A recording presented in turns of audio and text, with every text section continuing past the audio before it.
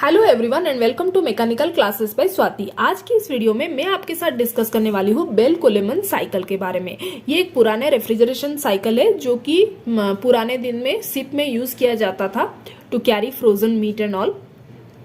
तो आज इस बारे में हम लोग डिस्कस करने वाले हैं कि कैसे उसका सीओपी कैसे कैलकुलेट करते हैं, वो साइकिल के मेन कंपोनेंट्स क्या है, पार्ट्स क्या है, वो इस वीडियो में मैं आपके साथ डिस्कस करने वाली हूँ।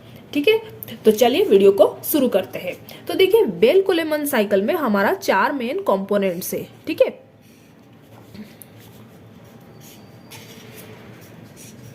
तो पहला हमारा जो कंपोनेंट्स है वो क्या है, रेफ्रिजरेटर। Okay, refrigerator. दूसरा है हमारा कंप्रेसर। आज हम लोग उसकी डेरिवेशन पढ़ने वाले हैं। ठीक है, तो रेफ्रिजरेटर, कंप्रेसर, कूलर और फिर एक्सपांडर। ओके, तो ये एक क्लोज साइकिल है।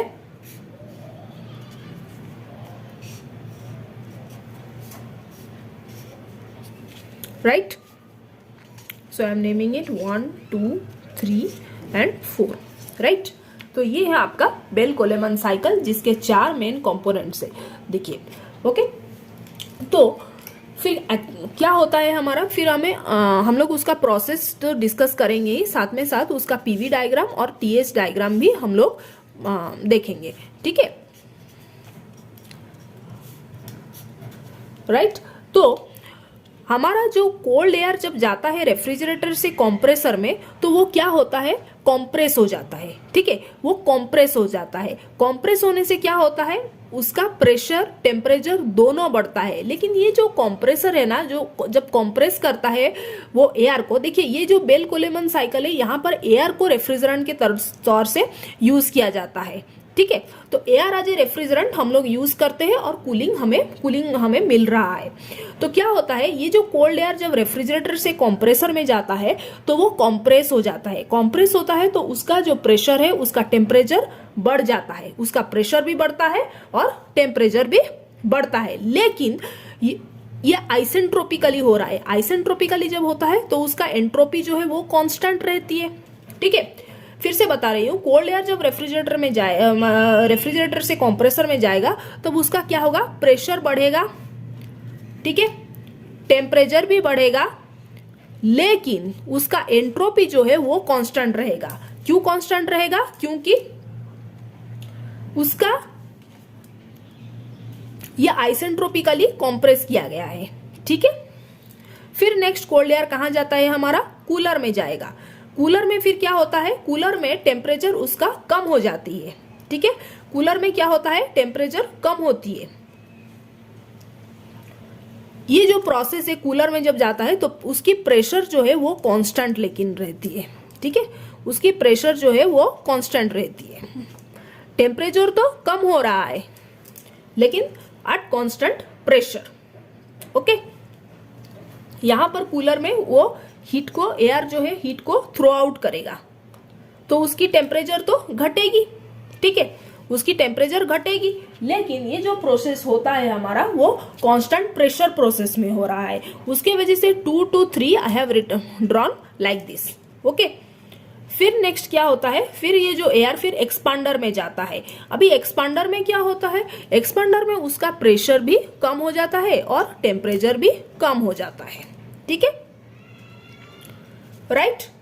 फिर कहां जाता है एयर, रेफ्रिजरेटर में जाता है। रेफ्रिजरेटर में क्या करता है, वो हीट को अब्सॉर्व करता है। जो भी हमारा प्रोडक्ट, सपोज हम लोगों ने मीट स्टोर किए हैं तो मीट से वो हीट को खींच लेगा तो उसका टेम्परेचर क्या हो जाएगा, बढ़ जाएगी। ओके, उसका टेम्परेचर जो है वो बढ़ जाएगी।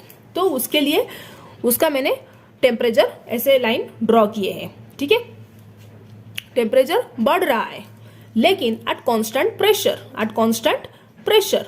Okay, right. So here P2 is equal to P3 and P1 is equal to P4। Okay, और हीट कहां, हम लोगों ने हीट कहां अब्सॉर्व किया गया है, फ्रॉम 4 to 1। ओके, हीट अब्सॉर्व किया गया है, Q absorb I can write, और 2 to 3 जो प्रोसेस है वहां पर Q को रिजेक्ट कर दिया गया है। ठीक है, इतना तो आप बात आपको समझ में आ गई होगी।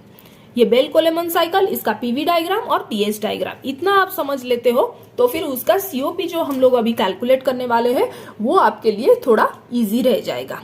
ठीक है, तो चलिए अभी सीओपी की कैलकुलेशन की तरफ जाते हैं। ठीक है, तो अब हम लोग क्या कर सकते हैं, हमें पता है कि COP is equal to heat absorbed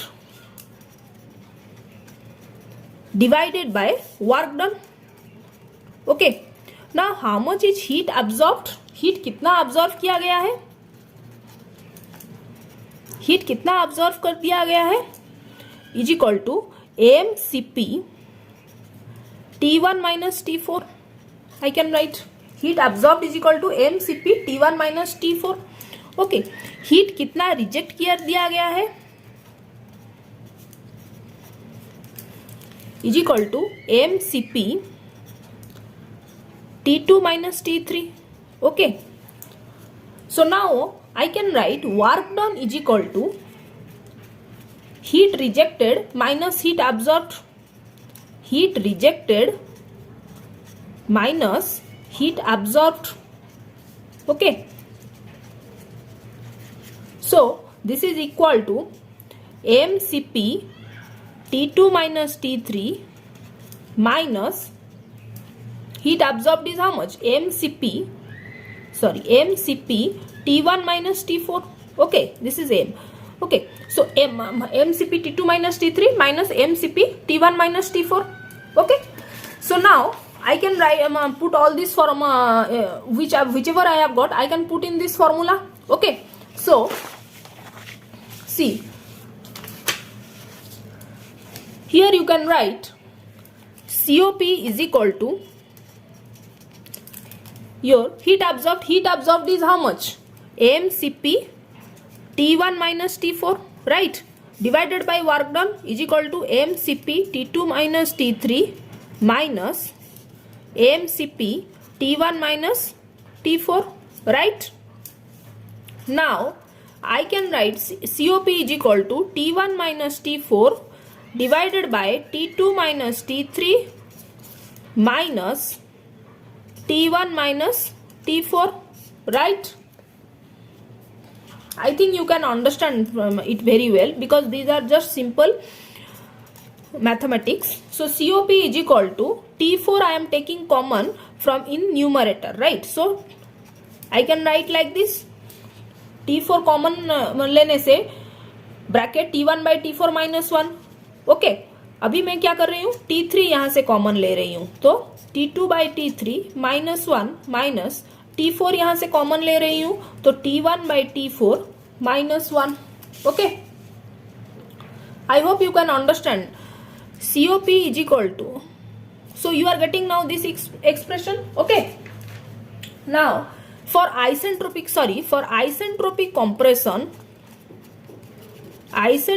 compression हमें क्या पता है for isentropic compression, that is T2 by T1 is equal to P2 by P1 to the power gamma minus 1 by gamma हमें पता है. ओके, और T3 by T4 is equal to P3 by P4 to the power gamma minus 1 by gamma पता है हमें. ठीक है, ये हमें पता है फॉर आइसेंट्रोपिक कंप्रेशन. और हमें और एक चीज पता है क्या, आप इस ये जो आप सॉल्व कर रहे थे, ये जो आप हम लोगों ने अभी पढ़े थे, तो हमें क्या पता है कि P2 is equal to P3 and P1 is equal to P4, right. तो अब हम उसका यूज करेंगे. हमें क्या पता है, P2 is equal to P3 पता है और P1 is equal to P4 पता है. ठीक है, तो अब हम क्या करेंगे कि इसका यूज करेंगे. तो इसका यूज करने से हमें क्या मिल रहा है, T2 by T1 is equal to, so T2 by T1 is equal to your T3 by T4, right. ठीक है, तो यहां से हम लोग लिख सकते हैं कि T2 by T3 is equal to T1 by T4. ये सिंपल मैथमेटिक्स है. ठीक है, आपको शायद समझ में आ गई होगी इतना तक. तो अब हम क्या करेंगे, ये जो एक्सप्रेशन है इसको हम लोग कहाँ का पुटअप करेंगे, यहां पर पुटअप कर लेंगे इसी वाले इक्वेशन में. ठीक है, तो अब हम क्या लिख सकते हैं, देखिए इस वाले इक्वेशन, ये जो इक्वेशन है, ये जो हमें मिला है ना, ये वाला इक्वेशन हम लोग सीओपी में पुट अप करेंगे। ठीक है, तो क्या हो जाएगा हमारा, COP is equal to T4 T2 by T3. So instead of T1 by T4, I am writing it as T2 by T3 minus 1. Okay. See, instead of T1 by T4, I can write T2 by T3. Okay. So COP is equal to T4 divided by T2 minus T3 minus 1. T3 T2 by T3 minus 1 minus T4 T1 by T4, instead of T1 by T4 I can write T2 by T3 minus 1. Okay. So what I am getting, COP is equal to T4 divided by T3 minus T4. Right. Now COP is equal to, I am taking common T4 from numerator and T4 from denominator. Okay. So so 1 divided by T3 by T4 minus 1. Okay. So what I will get, I am taking common, that is T4 I have taken common in both numerator and denominator. ठीक है, तो 1 by divided by T3 by T4 minus 1. अभी T3 by T4 क्या है हमारा, T2 by T1 है, हमें पता है T3 by T4 कितना है, T2 by T1 है, यहां से पता है कि नहीं. तो T2 by T1 हमारा कितना है, P2 by P1 to the power gamma minus 1 by gamma, इतना पता है हमें. So COP is equal to 1 divided by P2 by P1 to the power gamma minus 1 by gamma minus 1 I can write. सही है, तो COP is equal to, I can write 1 divided by RP to the power gamma minus 1 by gamma minus 1. ये जो equation है ना वो बहुत ही important है और आपको आपके न्यूमेरिकल्स में पूछा जाएगा. ठीक है, ये गामा है, don't get confused. 1 divided by RP to the power gamma minus 1 by gamma minus 1. ठीक है, ये जो फॉर्मूला है ना ये बहुत ही इंपॉर्टेंट फॉर्मूला है और आपको मतलब पूछा जाता है न्यूमेरिकल्स में, आपको पूछा जाता है. ठीक है, अब थोड़ा और उसको थोड़ा देखते और उसको थोड़ा सिंप्लीफाई करते हैं. देखिए, ठीक है, इतना तक तो आपको समझ में आ गई होगी. ओके, नेक्स्ट अभी देखिए, compression and expansion process can takes place. अभी कॉम्प्रेशन और एक्सपांसन प्रोसेस जो है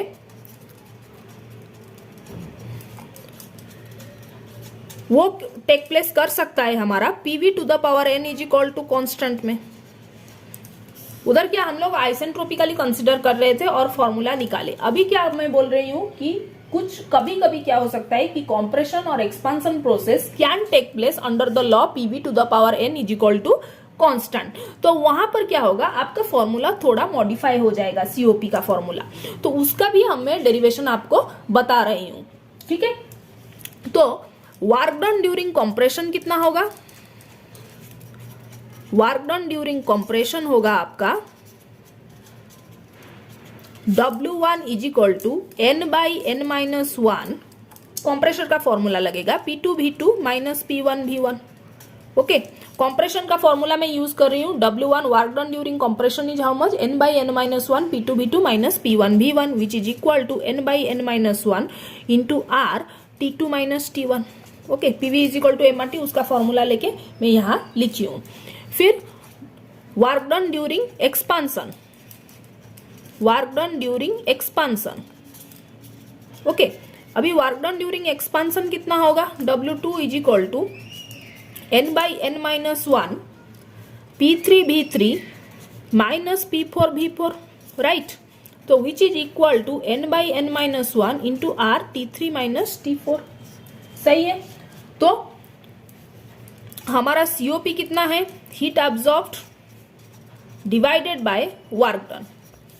ओके, अभी हीट एब्जॉर्ब्ड कितना है हमारा, हीट कितना एब्जॉर्ब किया गया है, अगर हम बात करें तो हीट एब्जॉर्ब्ड कितना हमें mCp T1 माइनस T4.